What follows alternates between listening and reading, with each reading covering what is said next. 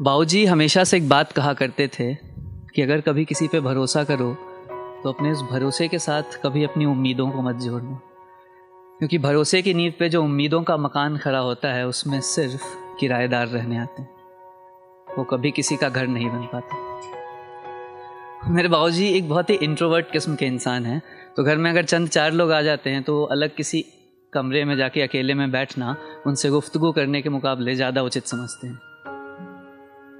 और यही तो खासियत होती है एक बाप बेटे के रिश्ते की, कि पिता के गुण तो हमें विरासत में मिल नहीं जाते हैं, वहीं एक पिता बड़ी बारीकी से अपनी खामियों को अपने बेटों की खूबियों में बदल देता है।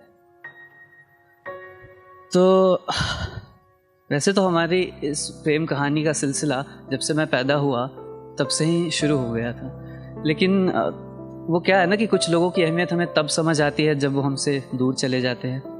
तो जब मैं 3rd स्टैंडर्ड में था तो मुझे हॉस्टल पढ़ने के लिए भेज दिया, और तब से शुरू हुई हमारी ये लॉन्ग डिस्टेंस वाली रिलेशनशिप। तो आजकल की ये जनरेशन जो ये कहती है कि long distance relationships don't work out, और पल भर में इंटरनेट पे रिश्ते बनाती है, एक पल में उसे तोड़ देती है। उन्हें शायद पता नहीं था कि 3री कक्षा का एक छोटा सा बच्चा किस तरह अपने हर ख़त में अपना कलेजा इस भरोसे के साथ निकाल के रखता था कि अगले हफ्ते शायद बाबूजी मुझसे मिलने आएंगे।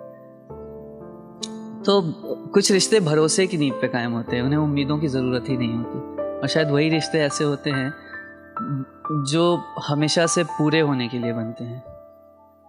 तो वक्त बीतता गया और एक आईआईटी का इम्तिहान आया। तो आईआईटी का इम्तिहान जब मैंने दिया तो इम्तिहान के बाद मुझे लगा था कि मेरा सिलेक्शन हो जाएगा, लेकिन जिस रोज़ रिज़ल्ट आया उस रोज़ जब मैंने रिज़ल्ट देखा तो 2 मार्क्स से मेरा सिलेक्शन रुक गया।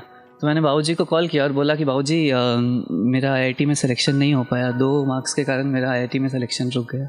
और ये कहकर मैंने कॉल काट दिया, क्योंकि मैं उस रोज़ बहुत हताश था। कुछ चंद मिनटों बाद पिताजी का कॉल आया और उन्होंने मुझसे एक बात कही कि ये वक्त ये सोचने का नहीं है कि तुम हारे हो, लेकिन ये वक्त ये सोचने का ज़रूर है कि जब तुम्हारे पास सुविधाएं थीं, जब तुम कोटा में अपनी कोचिंग्स में अच्छे रैंक्स ला रहे थे, तो आखिर क्या हुआ जो तुम आज जीत नहीं सके। क्योंकि ज़िंदगी बहुत बड़ी है और इम्तिहान बहुत सारे, लेकिन वक्त चाहे जैसा भी हो पलटता है, और मेरा भी पलटा। तो बिट्स पिलानी का रिज़ल्ट आया और मेरा सिलेक्शन हो गया। मैंने बड़ी खुशी से, I am bits Pilani graduate, तो बड़ी खुशी से मैंने पिताजी को कॉल किया, उनको बोला बाबूजी मेरा सिलेक्शन हो गया बिट्स पिलानी में, और मेरे मार्क्स इतने हैं कि मैं वहाँ से ग्रेजुएट तो हो जाऊँगा। तो उन्होंने मुझसे फिर से एक वैसी ही बात बोली कि ये वक्त ये सोचने का नहीं है कि तुम आज जीते हो, लेकिन ये वक्त ये सोचने का ज़रूर है कि हम अगर कल हारे थे तो क्यों हारे थे, और तुम अगर आज जीते हो तो क्यों जीते हो। क्योंकि ज़िंदगी बहुत बड़ी है और इम्तिहान बहुत सारे। अब यूं तो ये दोनों बातें एक जैसी थीं, लेकिन कुछ चंद लफ्ज़ों का फ़र्क था उनमें। जब मैंने उन्हें हार के कॉल किया था तो उन्होंने कहा था कि हम हारे हैं, और जब मैंने जीत के कॉल किया तो उन्होंने कहा कि तुम जीते हो। तो हमेशा से बाबूजी का रोल मेरी लाइफ में ऐसा ही रहा कि जब जब मैं जीतता था तब तब वो पर्दे के पीछे से मुझे देखकर मुस्कुरा लेते थे, और जब जब मैं हारता था वो मेरे साथ आकर कहते थे कि चलो आज हम हारे हैं लेकिन कल तुम जीतोगे। तो वक्त बीतता गया, मैं कॉलेज चला गया। कॉलेज की छुट्टियों में एक बार जब घर लौटा तो पिताजी का एक्सीडेंट हो गया था, उनका दाहिना पैर टूट गया था। तो वो एक कमरे में अकेले बेड रेस्ट पे हुआ करते थे। अब मेरे माँ बाबूजी का जो रिश्ता है उसमें उन लोगों की ज़्यादा बातें नहीं होती हैं, बस इतना पूछा जाता है कि सब्जी में नमक कितना है और सब्जी बनानी क्या है। पिताजी चाहे कुछ भी बोल दें, बनती वही है जो माँ की चाहत होती। तो उनसे ज़्यादा बातें वो कभी किया नहीं करते थे। मैं भी जब छोटा था तो हमारी ज़्यादा बातें नहीं होती थी, लेकिन जैसे जैसे वक्त बढ़ता चला जाता है तो एक पिता दोस्त बन जाता है अपने बेटे का। ऐसा कहते हैं कि जब पिता की चप्पल तुम्हारे पाँव में अटने लगे तो समझ जाओ कि वो तुम्हारे दोस्त बन चुके।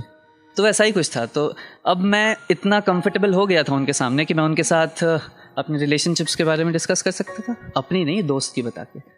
बहुत सी चीज़ों पे डिस्कशंस होते थे। तो उस बार जब मैं छुट्टियों के बाद जाने लगा तो उन्होंने मुझसे एक बात कही कि सुनो, कुछ दिन के लिए और रुक जाते तो अच्छा होता, अकेले मन नहीं लगता है मेरा। ये बात मुझे फेमिलियर बिल्कुल भी नहीं लगी, क्योंकि ये वही पिता था जो हर छुट्टी ख़त्म होने से पहले मुझे ये बताता था कि देखो 2 दिन बचे हैं, ट्रेन की टिकट्स बुक कर लो, रिजर्वेशन मिलेगी नहीं और क्लास छूटनी नहीं चाहिए।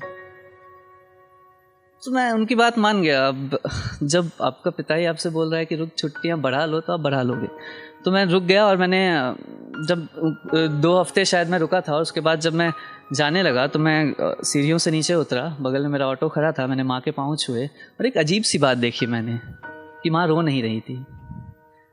तो मैंने कहा कि माँ, यूँ तो तुम जब भी मुझे जाता हुआ देखती हो तो अपनी आंखें नम कर लेती हो। मैं हर बार तुमसे कहता हूँ कि अपने आंसुओं के साथ मुझे विदा मत किया करो, लेकिन तुम कब मानी हो। आज तुम्हारी सूखी आंखों को देखकर अच्छा लगा मुझे। माँ ने मुझे कहा कि मैंने अपनी आंखों के आंसू तुम्हारी बाबूजी की आंखों को उधार दे दिए हैं। मैंने नज़रें उठाई तो देखा कि बाबूजी बालकनी में अपने उस वॉकिंग सपोर्ट के साथ खड़े होकर मुझे जाता हुआ देखकर रो रहे थे। अब ये वही पिता था जो या तो मुझे हॉस्टल्स की गेट तक छोड़ने आया, या कॉलेज में जब मैं खुद ट्रैवल करने लगा तो मुझे रेलवे स्टेशन या बस स्टॉप तक छोड़ने आया। तो यूँ तो हमारे इस लॉन्ग डिस्टेंस वाली रिलेशनशिप में दूरियां बहुत थीं, लेकिन उन चंद सीढ़ियों का फासला आज मेरी बाबूजी की आंखों में आंसू बन के छलक पड़ा था। तो ख़तों के सहारे शुरू हुआ ये सिलसिला आज व्हाट्सएप के ब्लू टिक्स तक ज़रूर आ गया है, लेकिन वो दूरियां आज भी वैसी की वैसी ही हैं।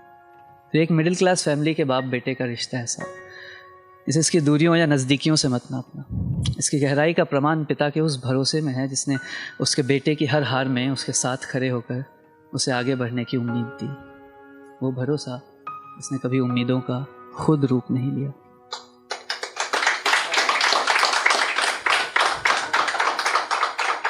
तो अभी कुछ चंद दिनों पहले पिताजी का रिटायरमेंट हुआ है। उनकी वो साइकिल की घंटी, उनकी बाइक का वो हॉर्न, जिसे सुनकर हम दरवाज़ा खोलने नहीं बल्कि टीवी बंद करने और किताबें खोलने भागा करते थे।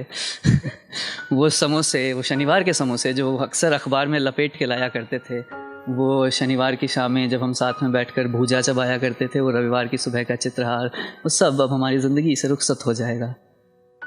तो यूँ तो इन दूरियों ने बहुत से ऐसे लम्हे थे जो हमसे छीन लिए। एक बेटी तो जब विदा होती है तो अपने बाबुल के गले से लगकर बिलख लेती है।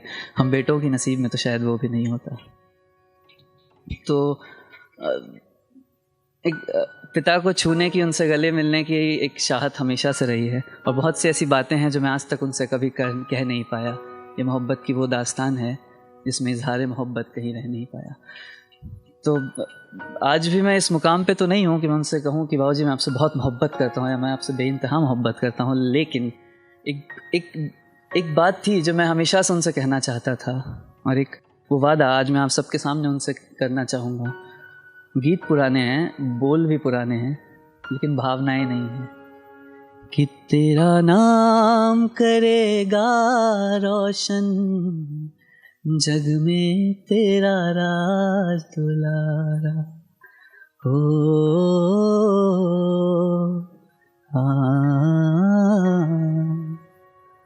ऐसे तो पुराने गाने मुझे याद नहीं रहते, लेकिन सोमवार की एक ठंड सुबह मम्मी की किचन में पड़ा वो रेडियो, उससे बजता हुआ ये गीत, मन्ना डे साहब की आवाज़, रवि साहब का लिरिक्स, और एक फूल दो माली का यह गीत। जिस रोज़ यूँ तो बाबूजी मुझे मेरे उस रजाई को खींच कर उठाने और ये बताने आए थे कि स्कूल का टाइम हो गया, लेकिन ये गुनगुनाते हुए खुद मेरी रजाई में आकर सो गए। ये वो वक्त मुझे इस गीत का याद दिलाता है। तो आज अगर बाबूजी सामने होते, अच्छा हुआ नहीं है क्योंकि मैं तब ये नहीं कह पाता कि वो इंट्रोवर्ट थे, तो आज वो अगर सामने होते तो मैं उन्हें शायद गले से लगा कर कह देता कि मैं आपसे बेइंतहा मोहब्बत करता हूँ, लेकिन थोड़ा ज़्यादा हो जाता। तो इस लॉन्ग डिस्टेंस वाली रिलेशनशिप को थोड़ा डिस्टेंट ही रहने दो।